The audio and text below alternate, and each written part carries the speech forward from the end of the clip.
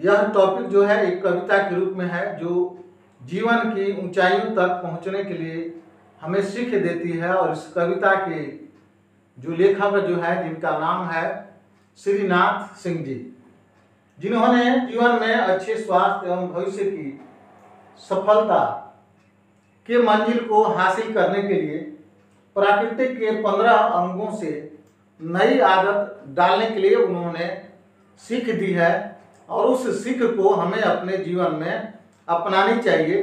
तो वे प्राकृतिक के जो अंग जो है, सबसे पहले वे अंगों में पहला अंग जो है फूल है, दूसरा अंग भौरा है, तीसरा अंग तरु या पेड़ की झुकी डाली, तीसरा अंग हवा, चौथा अंग फूल, दूध और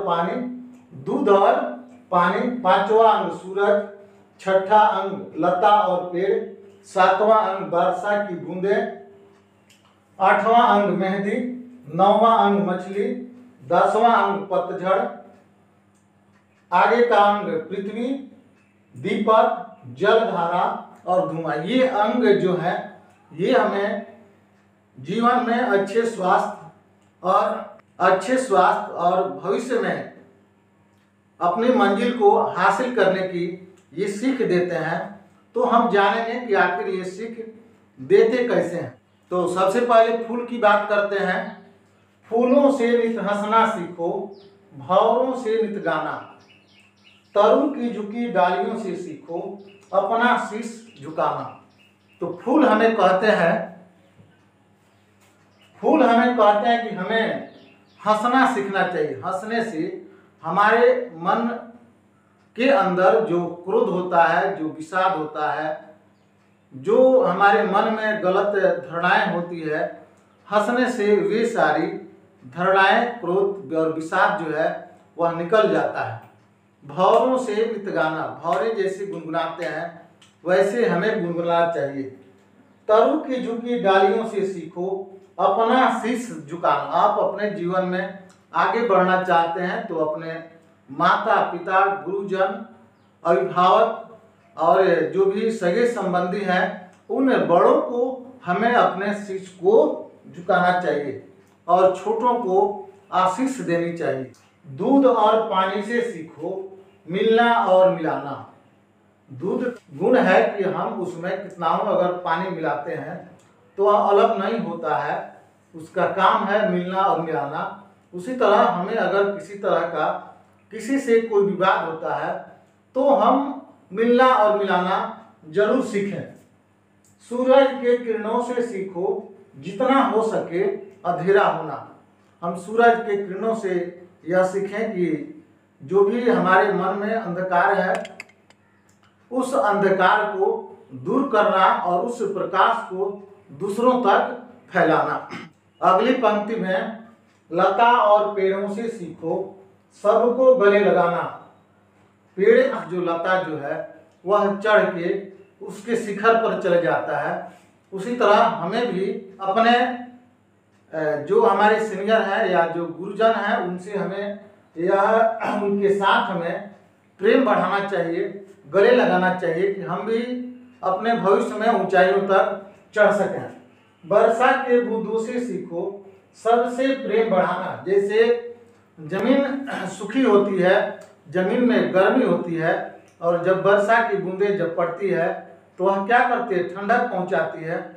उसी तरह हमें भी यह चाहिए, हमें सीखना चाहिए कि हम दूसरों तक प्रेम पहुंचाएं, दूसरे के कष्ट को दूर करें, दूसरों को भावनाओं को आहत न करें, जिससे हम भी भविष्य में आगे बढ़ सकें। अगली पंक्ति है, मेहंदी से सीखो सब पर अपना रंग जमाना, मछली से सीखो स्वदेश के लिए तड़प कर मर जाना।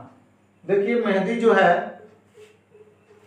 मेहंदी जब हमारे अंगों को कहीं भी अगर टच करता है तो वह अपना रंग छोड़ देता है। उसी तरह हमें चाहिए कि हम अपने गुणों को दूसरों पर आरोपित करने का हम प्रयास, और हम जीवन की सफलता के मुकाम को हासिल कर सकते हैं। और मछली से सीखो स्वदेश के लिए तड़प कर मर जाना। जैसे मछली जो है जिसको हम पानी से निकालते हैं, मछली के लिए पानी ही उसका देश है और जब हम उसे पानी से निकालते हैं तो वह तड़प तड़प कर मर जाती है। उसी तरह हम हमारे देश के लिए, हमें उसकी रक्षा के लिए, उसके आन बान शान के लिए हमें भी सीखना चाहिए। अगर मरना पड़े तो हमें भी मरना सीखना चाहिए। अगली पंक्ति है, पतझड़ से सीखो दुख में धीरज रखना।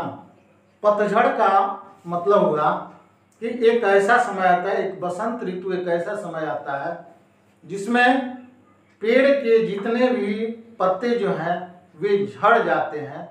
तो उस समय पेड़ जो है वह धीरज रखता है कि फिर वह समय आएगा कि हमारे इस शाखाओं में पत्ते लगेंगे। उसी तरह जब हमारे जीवन में दुख आता है तो उस दुख के समय हमें धीरज रखनी चाहिए कि हमारा दुख जो है वह समय के अनुसार वह खत्म हो जाएगा, और उस परिस्थिति में हमें सुख की आशा करते हुए हमें धीरज रखनी चाहिए। तो पतझड़ से सीखो दुख में धीरज रखना, पृथ्वी से सीखो प्राणी की सच्ची सेवा करना। पृथ्वी यानी धरती। हम धरती पर यह देखते हैं, कहीं पहाड़ है, कहीं नदी है, कहीं पर्वत है, कहीं कल कारखाने हैं, कहीं मानव बस्तियां हैं। वह जो है उसकी बोझ जो है पृथ्वी जो है वह सहन की है, और कहीं इसको खोदा जा रहा है, कहीं इस पर दबाव दिए जा रहे हैं। इन सारी जो भी घटनाएं जो हो रही है उन घटनाओं को पृथ्वी सह रही है। तो हमें भी उससे यह सीखना चाहिए, मानव पृथ्वी पर है, उन मानव की हम लोग क्या करें, सेवा करें, उन्हें सेवा करें, उन्हें आगे बढ़ने के लिए प्रेरित करें, उनके दुख में हम उनका सहयोग करें और उन्हें आगे बढ़ने के लिए हम प्रेरित करें।